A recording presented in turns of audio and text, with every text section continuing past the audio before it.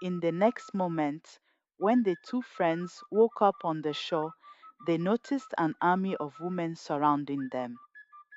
While still not fully conscious, Adebola asked if they were finally on the Virgin Island, but the women kept on staring and remained silent. Later,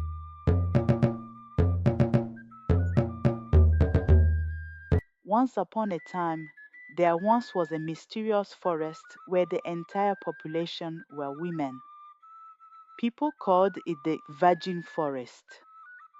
It was also believed that the women tribe had a mysterious seed which caused them to age and grow 10 times slower than normal humans. Therefore, many people started trying to find the location of the island. One of them, Mr. Omalola, who wanted to become immortal, always sends his men of experts and explorers to search for the island. Elsewhere, Adebola was listening to news on his radio when he heard a news report about Mr. Omalola, who once again funded a large sum of money for his journey to search for the Virgin Island. The news then added about the mystery of the island, detailing that none of the explorers who participated in the expedition so far have survived.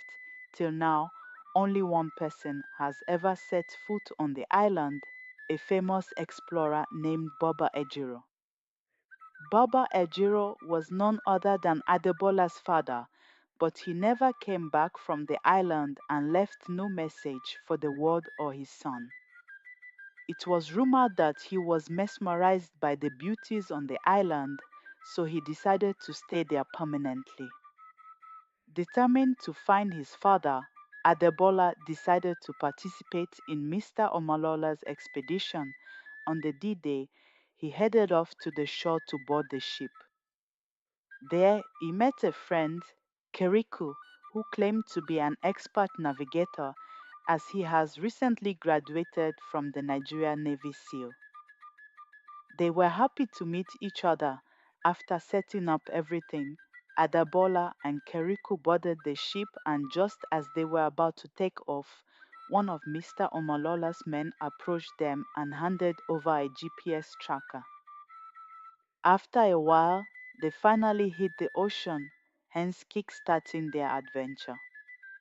Initially, they were hopeful about the mission, but after 2 months of wandering into nothingness, they become pessimistic, having negative thoughts about the whole journey.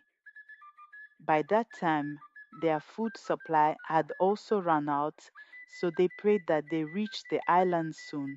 One day, while they were complaining about the GPS not working, a flock of birds flew over them. Adebola, who was lying on his back, felt a drip on his face, and when he smelled it, he realized that it was a bird's poo. This indicated that they were near an island, and when Adebola looked through his telescope, he confirmed the news and shared it with his friend and the other people. Unfortunately, the high tides did not allow them to dock their ship, and it hit a rock and they fell off the ship, so they were forced to swim all the way to the land, dividing themselves. In the next moment, when the two friends woke up on the shore, they noticed an army of women surrounding them. While still not fully conscious, Adebola asked if they were finally on the Virgin Island, but the women kept on staring and remained silent. Later, the two of them were brought to their camp for interrogation. As usual, Keriko became overconfident and tried to talk trash with the women, but ended up getting bitten by a hunting stick. Because of that incident, they were locked inside a wooden cage as a punishment. In the meantime, the leader of the women, whom they referred to as Queen G, approached the two and started talking to them. She mentioned that only a handful of people have breached their island in the past 500 years, but all of them were experienced navigators and hunters. Keriku was in disbelief that the girls have been around for such a long period and jokingly asked if they were really immortal. However, the queen and her women simply left them behind and went about their ways. Once the women were out of sight, Adebola took out his hidden knife and plotted with Keriku to escape at nightfall. In the night, while all of them fell asleep, they used the knife in cutting the woods. They succeed in the plan and eventually got out of the prison cage. After this, Adebola decided to check out the tribe for any clues, while Keriko highlifeng.com. set out to find ways to escape the island.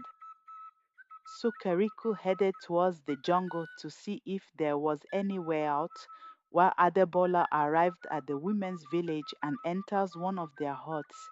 It turned out that the women filled the jungle with traps, so Keriko unknowingly fell for them. At first, he fell down in a rabbit hole below and then got pierced by a wooden arrow on his back. To make his situation worse, he also got hammered by several coconuts on his head. Meanwhile, Muna, a typical innocent girl of the women's tribe, and her sister, Moon, entered the hut in which Adebola had been hiding, snooping around. Surprisingly, the hut was a bathing place for the women, and when Muna started taking off her clothes and preparing for her bath, Adebola tried to sneak his way out of the room. Unfortunately, he got caught by the girl's sister, who didn't let him go. One tried to bribe the girl with stuff, but she eventually screamed, alerting all the other women in the village. Terrified, Adebola ran for his dear life while the women chased after him with spears. He tried his best to scare them off, but eventually got captured. In the trial room, the queen told Adebola that breaking from a prison was a sin in their culture and that trying to attack the tribe ensues a deathly punishment. Just then, a bruised and battered Kariko arrived at the scene to rescue his friend.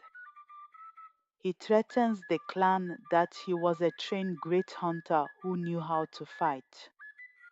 But the women only got irritated by his lies and beat him once again. The woman believed that being seen by a man when they are naked makes them ugly. Hence, they demanded to execute Adebola and his friend. But before getting the boys ready for their final rites, the queen was curious to know why they visited her island. So Adebola responded that he was in search of his father who came to the forest 10 years ago. To his surprise, the queen revealed that she had met his father, but she was also looking for him. She mentioned that if she ever sees his father again, she will kill him. Saying this much, she orders her women to take the culprits to their sacred tree and grill them there. Keriku pleaded with the women that he wasn't the one who saw Muna in such a highlifeng.com. condition and asked to be released, but to no avail. Next, the women prepared for the grill while the boys were tied and kept separately in two giant barrels. Keriku feared that they were being marinated before being roasted, but he was interrupted by Muna, who finally came to face her pervert. She lashed out at Adebola for spying on her and told him that, to lift the curse of being ugly on her, she has to kill him. However, just when it appeared that she was about to finish him off with a knife, she cut open his rope instead. Before letting the two escape, the innocent Muna asserts that she hit Adebola, but at the same time didn't want him to die because of her. Unfortunately, the boys took the jungle way and fell for the set traps again. The following morning, Adebola and Keriku were once again captured and tied in front of the sacred tree. The women prepared different kinds of ingredients and lighted fire to marinate the boys and eat them after roasting. But the process was interrupted when Oluchi, one of the women from the tribe, drowned in the ocean. While the women rushed to the shore not knowing what to do, the boys took that opportunity to escape by burning their tight ropes. They also flee the scene, not realizing that they had put fire on the sacred tree. Meanwhile, the women cried in pain after seeing their friends struggling in the ocean. The two friends prepared to use the distraction to sneak out of the place, but at the last second, Adebola changed his mind and decided to help the drowning girl without thinking about the time when the women wanted to kill him and his friend. Adebola went to the shore and swam in the ocean to rescue Oluchi. After he brought her back to the shore, Keriku jumped into action and performed CPR by placing his palms on her chest and pushing on the unconscious Oluchi. Fortunately, she started breathing again and the women started clapping their hands for the boy's bravery. Later, Adebola and Keriku were once again brought in front of the queen. Oluchi wanted her leader to forgive the boys because they saved her life. At this point, she had already started to develop feelings for Kariku. The queen also thought of pardoning the boys, but just then, she was informed that their secretary had been burned and destroyed. After getting to know that Adebola and Keriku were behind the incident, the queen decided to execute them immediately. However, Muna and Oluchi suggested they give the boys one last chance.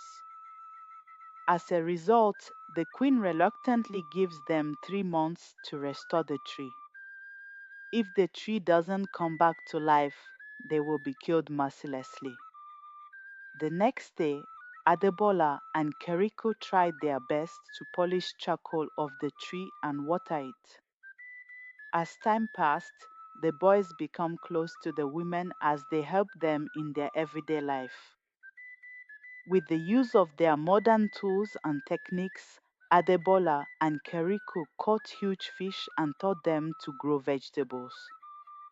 Meanwhile, Oluchi tried her best to grab Keriku's attention, so brought him flowers and palm wine every day. One day, when Adebola tried to find a signal on his GPS, he noticed a viper snake lurking behind Muna. He immediately springs into action and rescued her. As the two lay down in a romantic manner, Muna revealed that the snake was actually her pet. The following day, Adebola and Keriku were happy to find the sacred tree sprouting. Later that night, all the island women, along with the boys, celebrated with a feast and danced together.